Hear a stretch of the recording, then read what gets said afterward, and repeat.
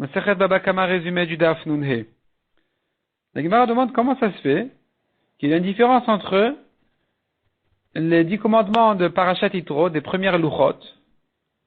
Dans l'étape de la loi de Parashat Yitro, c'est écrit là-bas, celui qui va honorer ses parents aura une longue vie, mais c'est pas écrit qu'il aura du bien. Et dans Parashat Vaetranan, les dernières Luchot, c'est écrit là-bas, les mani tavlar, que tu aies du bien. La Gemara répond, parce que les premières Luchot allaient se détruire. Chas v'shalom, que le bien ne se détruise pas d'Israël, que Israël ne perde pas le bien. Donc la Torah, a priori, n'avait pas écrit ce mot-là dans les Luchot qui étaient destinés à se casser, puisque Moshe les a cassés, il a cassé les Luchot.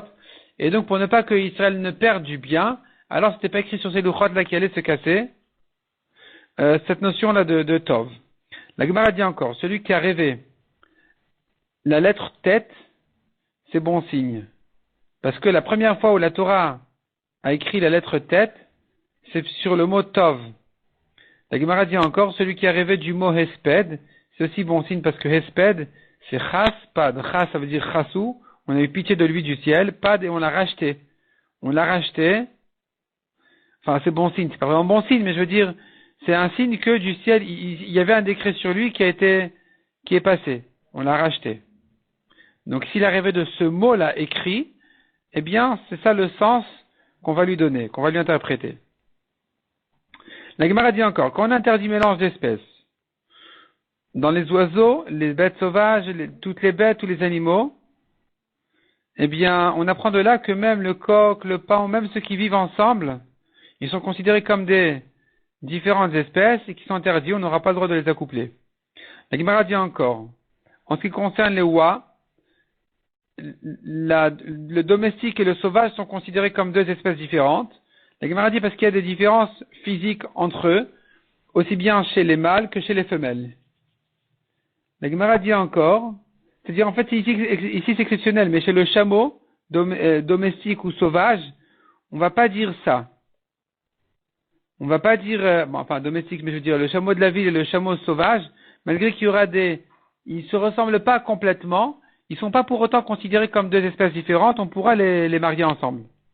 La Gemara dit encore, celui qui a mis ensemble deux espèces de la mer, mâle et femelle, donc pour les accoupler, il est chayav.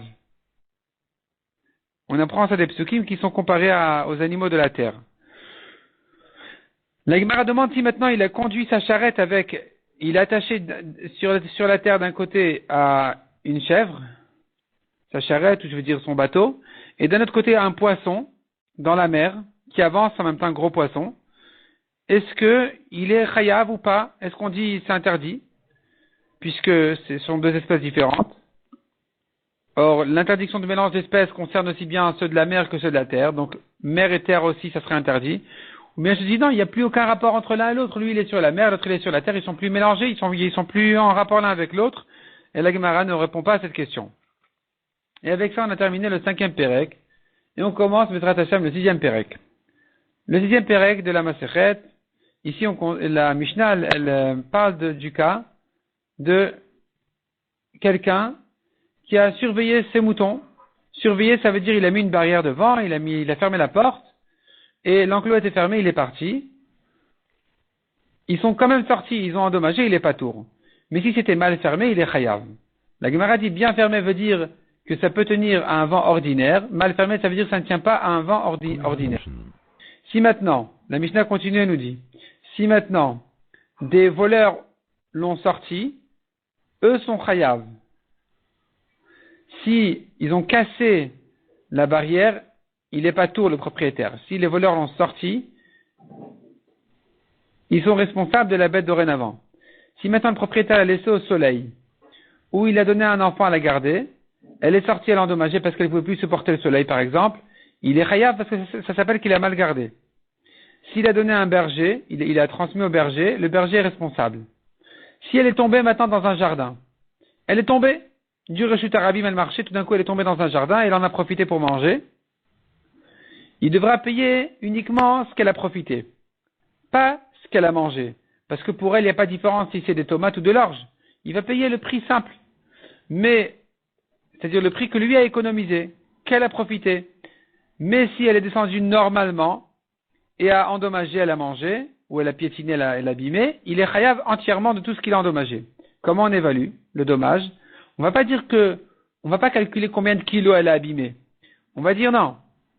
Combien valait ce champ avant et après? Et la différence, elle doit payer. On va compter sur une surface de 50 amot sur 50 amot.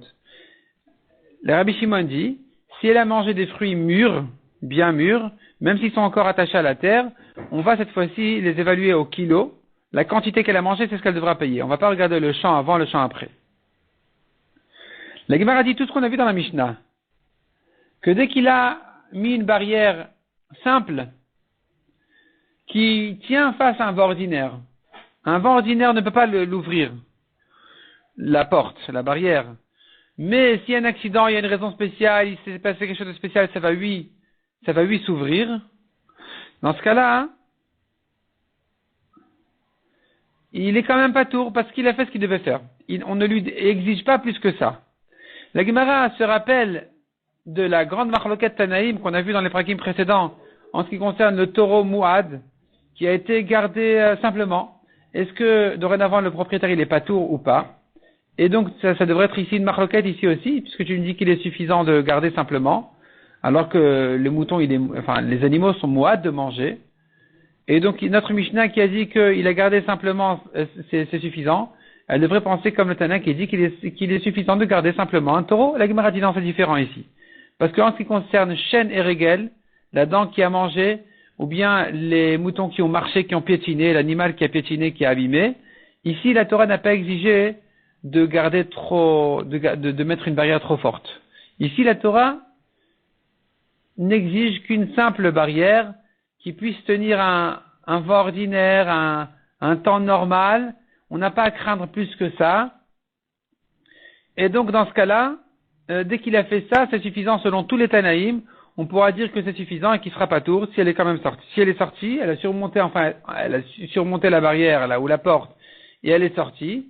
Ça nous paraît étonnant parce que a priori, elle était gardée, elle était enfermée. Elle a réussi quand même à sortir. Eh bien, en ce qui concerne chêne et régel, la Torah nous a dit qu'il n'est pas tour dans ce cas-là. Il était suffisant de garder simplement, on ne va pas lui exiger une barrière trop forte. Donc même si en ce qui concerne Keren, elle est encore née, tu vas me dire, il y a des Tanaïm qui vont dire qu'il est Chayav. Ici, en ce qui concerne Chêne et Régel, c'est différent et il sera pas tour.